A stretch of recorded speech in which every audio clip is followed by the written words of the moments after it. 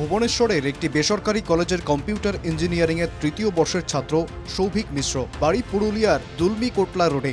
সম্প্রতি সৌভিক তার বাবার অ্যাকাউন্ট থেকে দুদিনে প্রায় ৩ লক্ষ টাকা অজানা ব্যাংক অ্যাকাউন্টে ট্রান্সফার করেন। আর এই ঘটনার পর থেকেই নাকি নিখোঁজ কম্পিউটার ইঞ্জিনিয়ারিংয়ের ছাত্র সৌভিক, এমনই দাবি পরিবারের। যা গেছে তা নিয়ে আমি কোনো করছি না। ও লিখে গেছে যে বাবা ক্ষমা করে দেবে, আমি বিদায় বলে লিখেছে। তা আমি বলছি ও ফিরে আসুক, আমার যে কোনোভাবে ফিরে আসুক।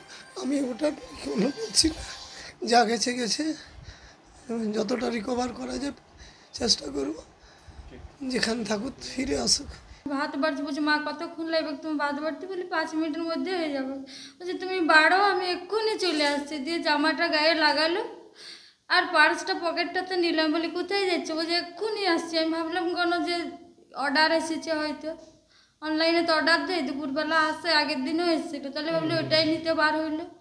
দিয়ে আর তারপর থেকে 10 মিনিট গেল, 15 সঙ্গে সঙ্গে ওর বাবা 10 মিনিটের মধ্যেই গোটাই খুঁজে এলো, কিন্তু কোথাও পেলাম না।